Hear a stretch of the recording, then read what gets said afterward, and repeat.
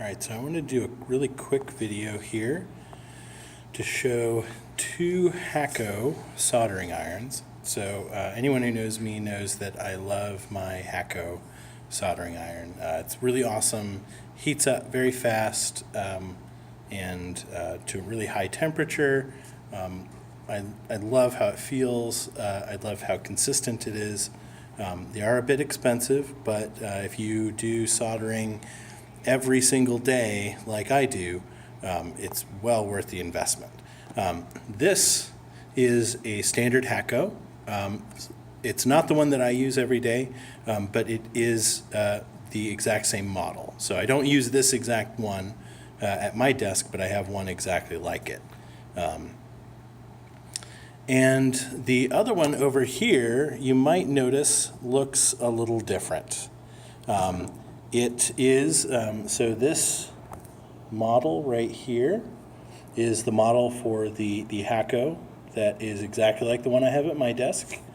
And this one over here, you can see it's got the same model name, but if you look at them, they don't quite look the same. They look similar, but there are some noticeable differences. One thing you might notice is that the color of this is not quite the same as the color of this. It's hard to see on the camera, but it's the same with the main controller as well.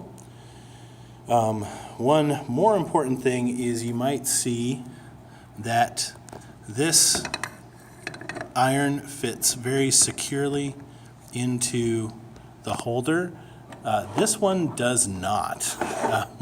It actually flops up quite a bit. It doesn't quite fit in there. I mean that would work, but as you can see, the tip doesn't stick out over there, so there's no chance of me burning something accidentally. But this one, it's sticking way out there. So that's a big difference. If I pull both of these out, I did try the tips, and the tips are the same, but as you can see, the handles are not quite the same. There are some differences about it. The other thing is this, so standard Hallo ships with the flat end tip on it. I noticed when I unboxed this one has a rounded tip on it. So it's just a spiky tip, pretty big tip.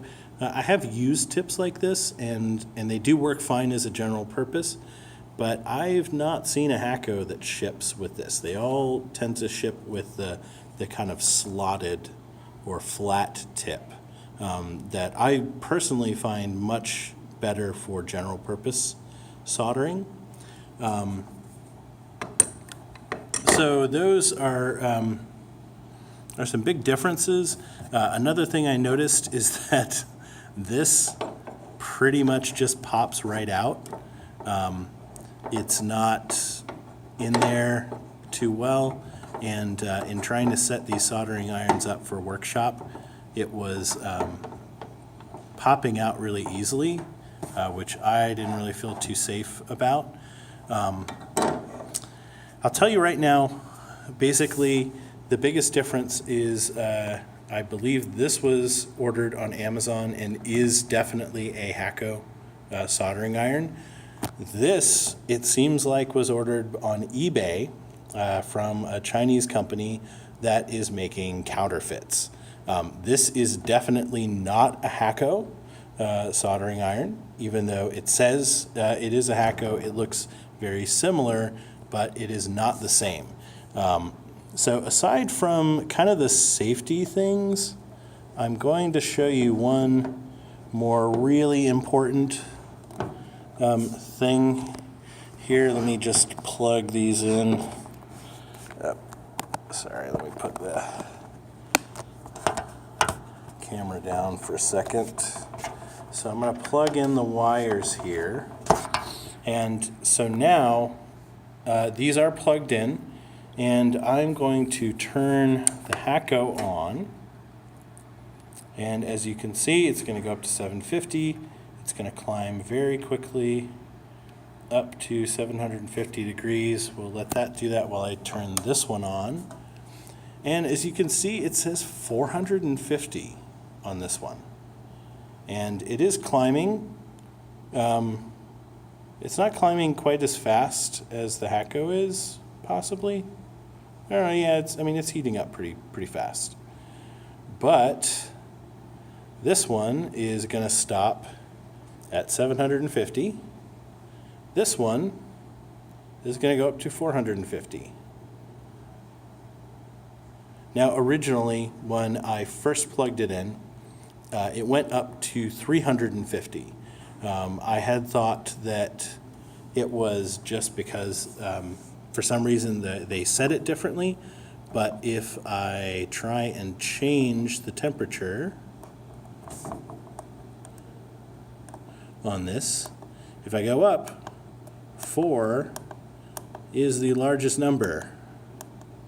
So according to this, it only goes up to 450 degrees.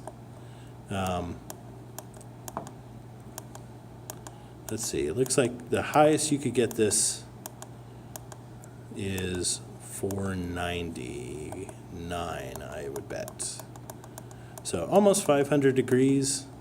500 degrees is probably enough to maybe use like regular solder, but normally I'm doing about 700 for mine. Let's see how much.